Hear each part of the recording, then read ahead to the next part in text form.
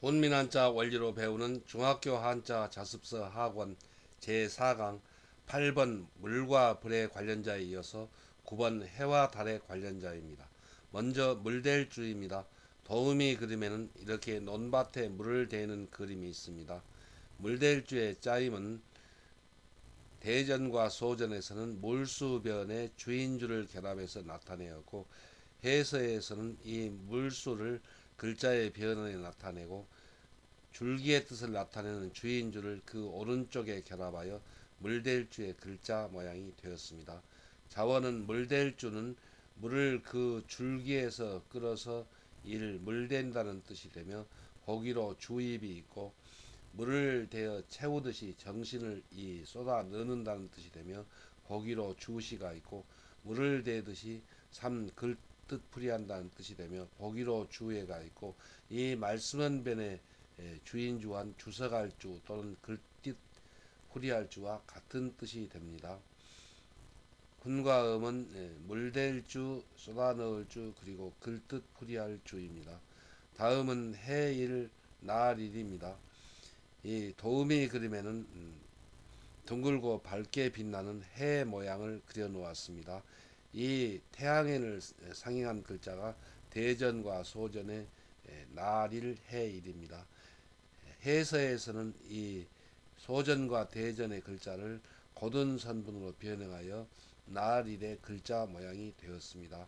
자원은 날일은 둥글고 밝게 빛나는 태양을 상징한 글자로 이 해라는 뜻이 되며, 보기로 일광이 있고 해가 뜨고 지는 것을 기준으로 정한 날이라는 뜻이 되며, 보기로 3일이 있고 해가 떠 있는 동안이 낮이라는 뜻이 되며, 보기로 일야가 있습니다.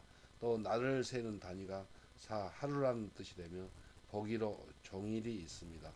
훈과 음은 날일, 해일, 날일, 그리고 하루일입니다. 한자를 쓰면서 정리하겠습니다.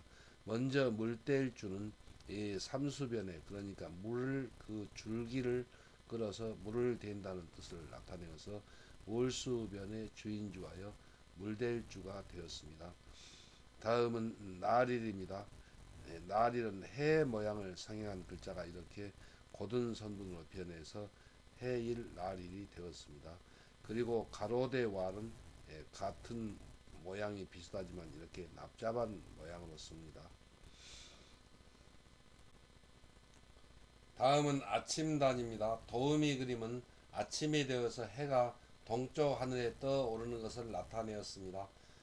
대전과 소전에서 아침단의 짜임은 해일 밑에 선분을 하나 가로그어서 이 지평선이나 산 위에 해가 떠오르는 것을 나타내었고, 해서에서도 그 모양을 그대로 고든 선분으로 변형하여 아침단의 글자 모양이 되었습니다.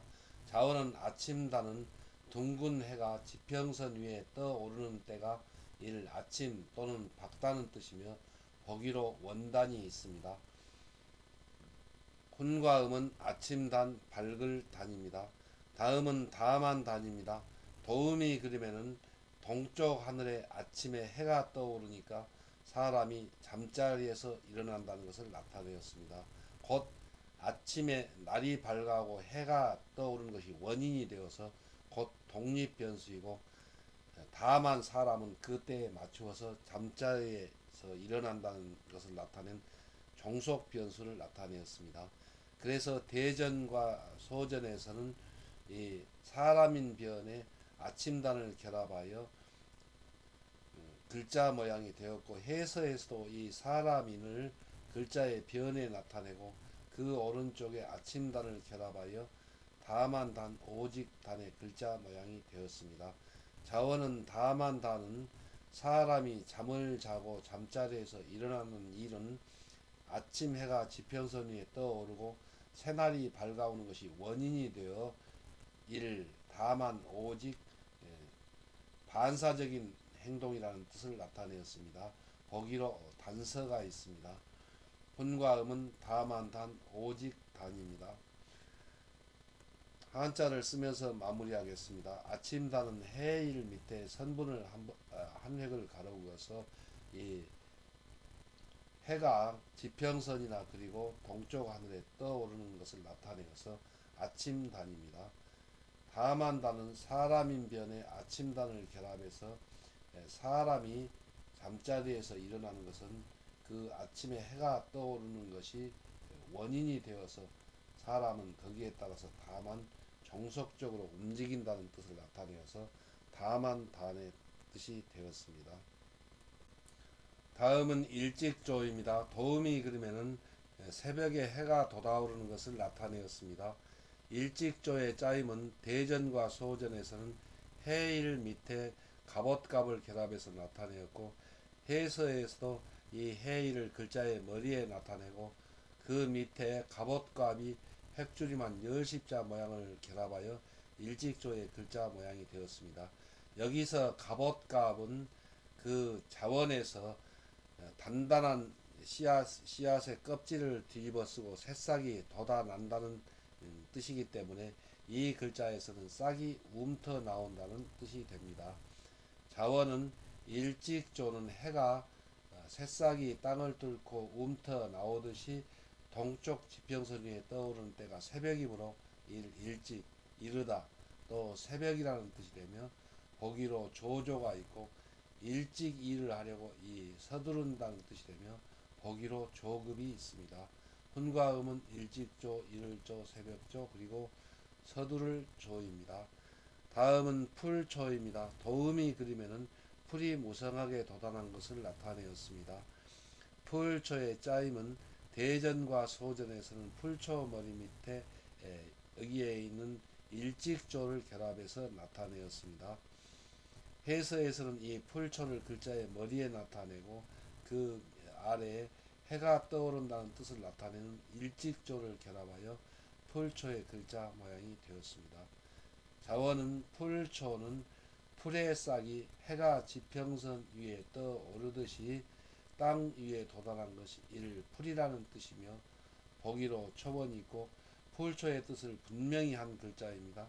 풀이 바람에 나부끼듯이 붓을 능숙하게 움직여 글씨를 써서 이 초잡는다는 뜻이 되며 보기로 초안이 있고 행설을 풀어 점획을 줄여서 심하게 나부끼는 풀잎처럼 흘려 쓴 글씨가 초서라는 뜻이 되며 보기로 초서가 있고 글을 초잡아 쓰기 시작하듯이 시작한다는 뜻이 되며 보기로 초창이 있습니다.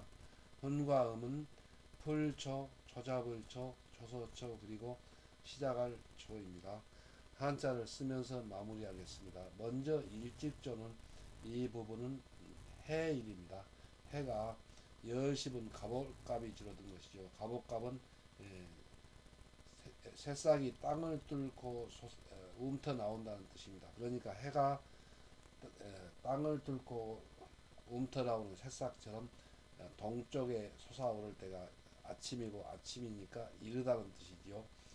풀초는 풀초 머리 밑에 이를조를 결합하여 이 풀이 아침에 해가 지평선 위에 떠오르는 것처럼 땅을 뚫고 돋아난 것이 바로 풀이라는 뜻에서 풀초가 되었습니다.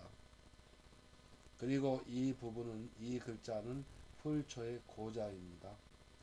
다음은 맞곤형곤입니다. 도움이 그림에는 동생을 이끌어주는 형의 그림이 있습니다.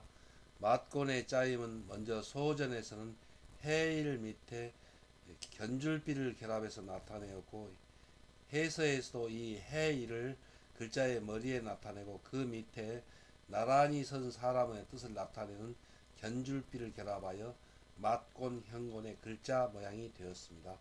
자원은 맞곤은 해가 높이 떠올라 여러 사람의 머리 위에 골고루 비치듯이 태양처럼 여러 동생들을 이끌어주는 사람이 맞 또는 형이라는 뜻이 되며 보기로 권계가 있고 태양이 비치는 땅에 살아가는 수많은 벌레 따위를 나타내어 이 벌레 또는 많다는 뜻이 되어서 보기로 곤충이 있습니다. 훈과 음은 맞곤, 형곤, 벌레곤, 마늘곤입니다. 다음은 섞을혼, 섞일혼입니다.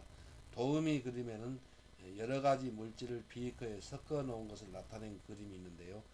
이 석글혼의 짜임은 대전과 소전에서는 물수변에 많다는 뜻을 나타내는 맞곤을 결합해서 나타냈습니다. 해서에서도 이 물수를 글자의 변에 나타내고 그 오른쪽에 많다는 뜻을 나타내는 맞곤을 결합하여 석글혼의 글자 모양이 되었습니다.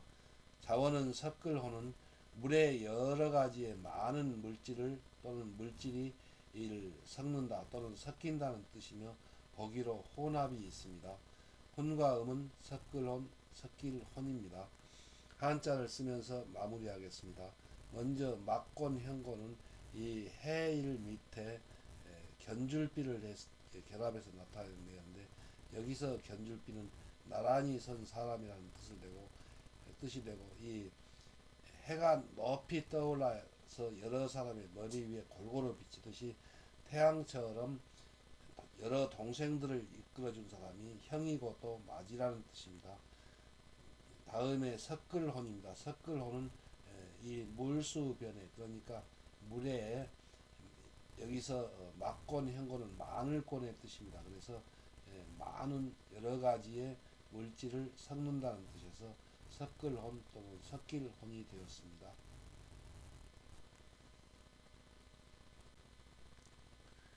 다음은 동력동입니다. 도음이 그림에는 동쪽의 하늘에 해가 떠올라 나무에 걸린 듯이 보이는 것을 나타내었습니다.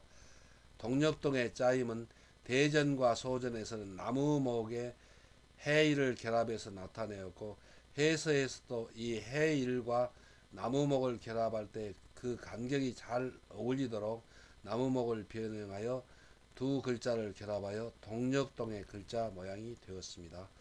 자원은 동력동은 아침 해가 떠올라 나뭇가지에 걸려 있는 듯이 보이는 것을 나타내어 해가 뜨는 방향이 동력 또는 동쪽이라는 뜻이며 보기로 동서가 있고 해가 나뭇가지에 걸린 듯이 보이는 모양에서 이 꿰인다는 뜻을 나타내는 부분 글자로 쓰입니다. 훈과음은 동력동, 동쪽동, 그리고 꿰일 동입니다. 다음은 무거울 중입니다. 도음이 그림에는 무거운 짐을 지고 가는 사람을 나타내었습니다. 무거울 중의 짜임은 대전과 소전에서 바로설정의 동력동을 결합해서 나타내었고 해서에서는 이 바로설정과 동력동을 결합할 때 획줄임 변형하여 그 간격이 알맞도록 결합해서 무거울 중의 글자 모양이 되었습니다.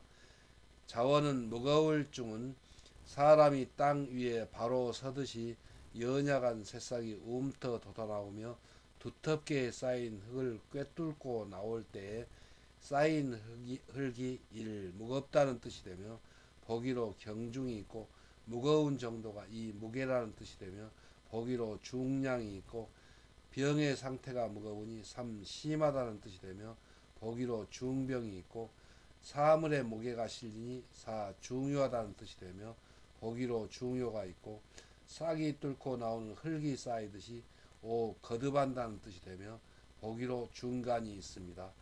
여기서 바로 설정은 여러 번 설명한 글자입니다. 혼과 음은 무거울 중, 무게 중, 심할 중, 중요할 중, 그리고 거듭할 중입니다. 한자를 쓰면서 정리하겠습니다. 먼저 동력동은 나무목에 해일을 결합한 글자입니다. 그래서 해가 떠올라서 나무에 걸린 듯이 보이는 그 방향이 동쪽이라는 뜻에서 동력동이 되었습니다. 다음은 무거울증입니다. 무거울증은 바로 설정의 동력동, 곧 꿰일동의 뜻을 나타내는 동력동을 결합하여 새싹이 바로 서서 곧 뚫고 나올 때에 그 위에 쌓인 흙이 무겁다는 뜻에서 무거울 중입니다.